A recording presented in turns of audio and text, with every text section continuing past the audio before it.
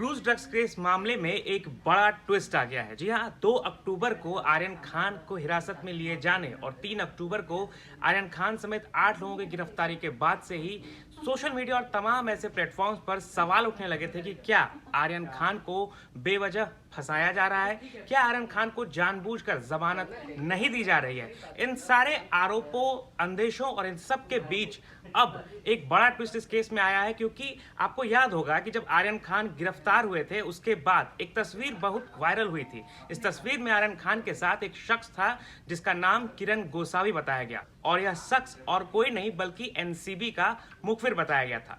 अब इसी शख्स यानी किरण गोसावी के बॉडीगार्ड प्रभाकर सैल ने हलफनामा देकर के कई बड़े खुलासे किए हैं। प्रभाकर सैल का कहना है कि 2 अक्टूबर की रात को जब एनसीबी ने क्रूज पर छापेमारी की थी, वह भी उस वक्त वहां मौजूद था। प्रभाकर सैल का यह हलफनामा 6 पन्नों का है। इस 6 पन्नों के हलफनामे में प्रभाकर सैल ने पूरी घटना को विस्तार से बताया, यानी शाम से लेकर के गिरफ्तारी यानी हिरासत होने तक क्या कुछ हुआ था। और इस हलफनामे में प्रभाकर सैल ने जो खुलासे किए हैं उसमें सबसे बड़ा खुलासा यह है कि उसने किरण गोसावी को फोन पर सैम नाम के किसी शख्स से बात करते हुए सुना था, जहां पर किरण गोसावी कह रहे थे कि समीर वानखेड़े को भी 8 करोड़ रुपए देने हैं। समीर वानखेड़े यानी एनसीबी के जोनल डायरेक्टर, वही शख्स जो इस पूरे केस की जांच कर रहे हैं, अनन्या पांडे से लेकर आर्यन खान से पूछताछ कर रहे हैं। यही नहीं, प्रभाकर सैल का यह भी दावा है कि किरण गोसावी ने फोन पर सैम से यह भी कहा था कि ये पूरी डील आपने 25 करोड़ रुपए की बताई है, जो कि मेरे ऊपर एक बम की तरह फटा है।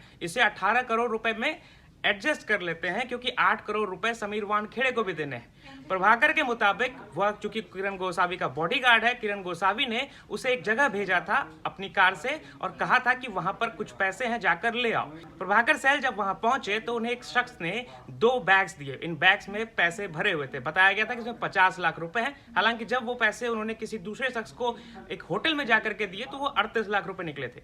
एक और चीज हलफनामे में है, वो है पूजा ददलानी का नाम। शाहरुख खान की मैनेजर पूजा ददलानी, जो इस पूरे केस में आर्यन खान के साथ और खान परिवार के साथ कदम से कदम मिलाकर खड़ी नजर आ रही हैं। प्रभाकर सैल का दावा है कि उस रात को एक ब्लू कलर की मर्सिडीज कार आकर रुकी थी, जिसमें बाद में किरण गोसावी और सैम नाम का जो शख्स था वो दोनों जाकर बैठे थे। और प्रभाकर का ऐसा कहना है कि उस कार में और कोई नहीं बल्कि शाहरुख खान की मैनेजर पूजा ददलानी मौजूद थी।